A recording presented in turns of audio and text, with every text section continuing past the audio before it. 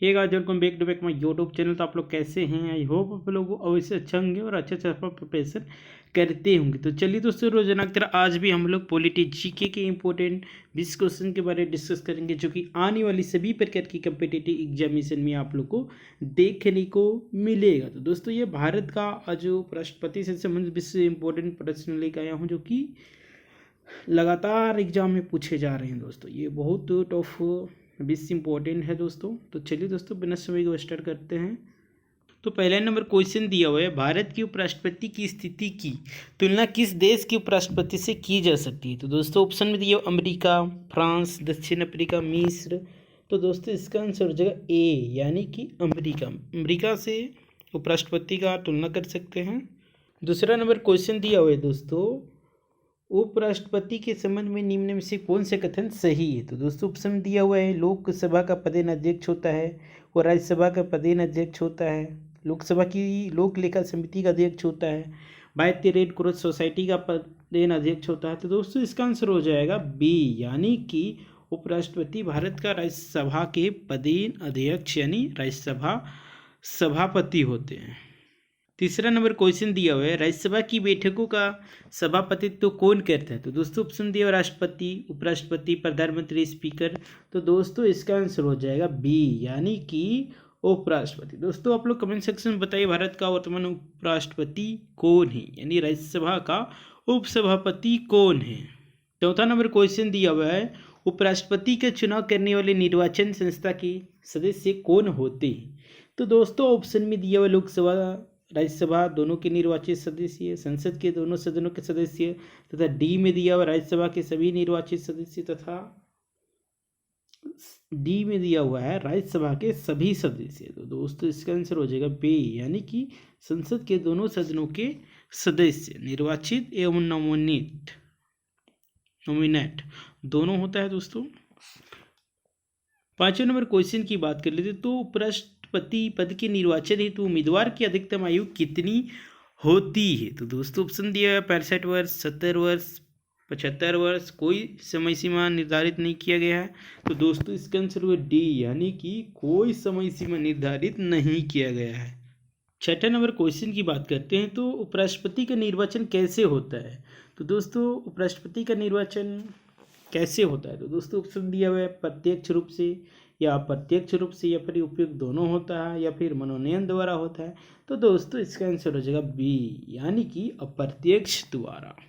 उपराष्ट्रपति का निर्वाचन अप्रत्यक्ष द्वारा होता है दोस्तों। सातवां नंबर क्वेश्चन की बात कर लेते हैं दोस्तों, उपराष्ट्रपति पद के निर्वाचन हेतु कौन सी पद्धति अपनाई जाती है? तो दोस्तों ऑप्शन में दिया हुआ है सूची पद्धति, संचयी मत पद्धति, सापेक्ष बहुमत पद्धति, समूहनिपातिक पद्धति या एकल संक्रमणीय। तो दोस्तों इसका आंसर हो जाएगा डी, यानी कि समानुपातिक प्रतिनिधित्व एवं एकल संक्रमणीय।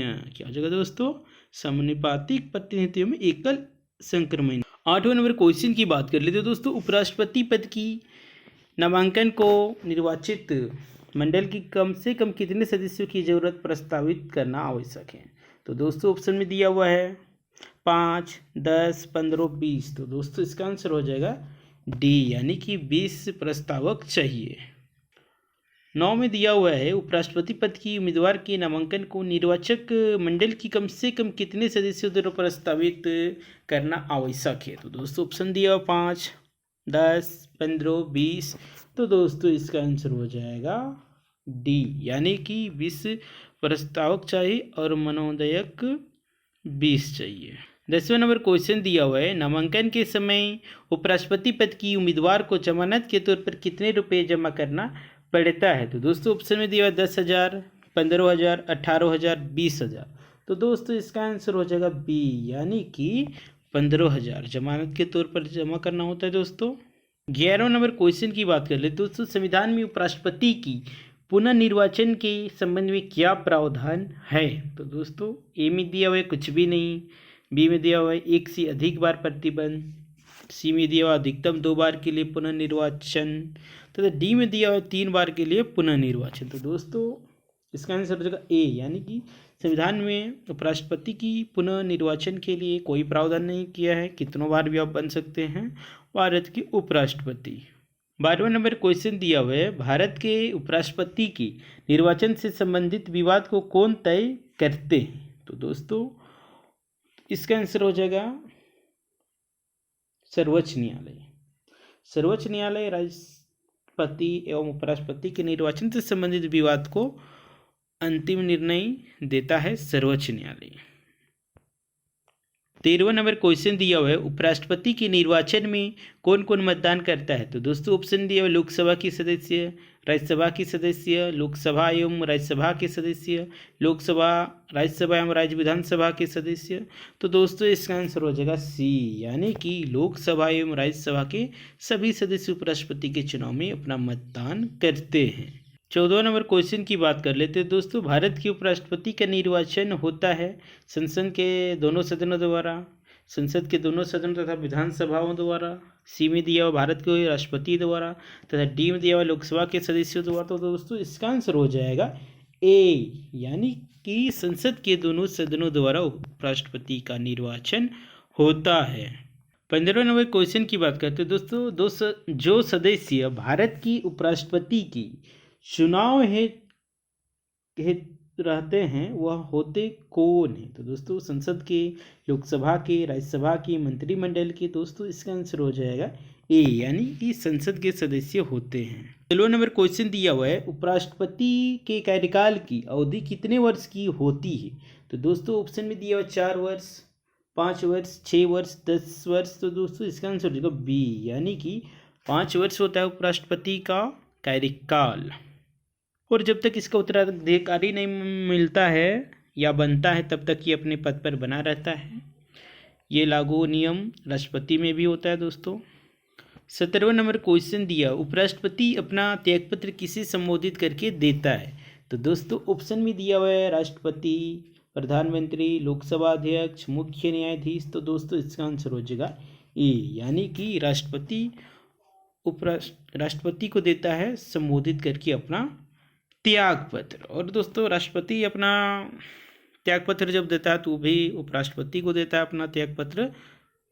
18वें नंबर क्वेश्चन की बात कर ले दोस्तों, उपराष्ट्रपति को सभा के सभापति के रूप में अन्य भत्तों के अलावे कितना वेतन प्राप्त होता है? तो दोस्तों ऑप्शन दिया हुआ है 2.5 लाख, 2,80,000, 3,50,000 तथा डी में दिया हुआ 4 लाख। तो दोस्तों इसका आंसर हो जाएगा डी, यानी कि 4 लाख।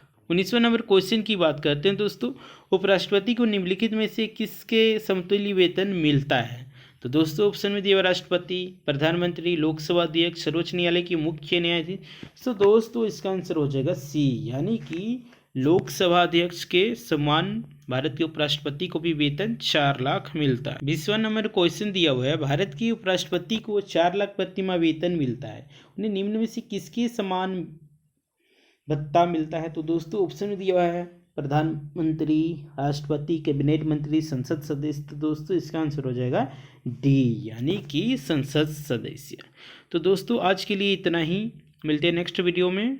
दोस्तों तो ये मेरे वीडियो आप लोग कैसा लगा, आप लोग को अच्छा लगा कृपया लाइक कीजिए, कमेंट कीजिए। और दोस्तों अभी तक आप लोग हमारे इस यूट्यूब चैनल रोशन जी के चैनल को सब्सक्राइब नहीं किए तो सब्सक्राइब कर लीजिए और बेल आइकन को प्रेस कर दीजिए, ताकि जब भी रोजाना इसी तरह के वीडियो अपलोड करूँगा तो आप लोग को सबसे पहले देखने को मिलेगा। और दोस्तों आप लोग एक स्टडी रिलेटेड ग्रुप में अवश्य शेयर करें, ताकि आप लोग की तरह और भी बहुत सारे स्टूडेंट होंगे जो कि इसका फ़ायदा उठा सके। तो थैंक यू दोस्तों।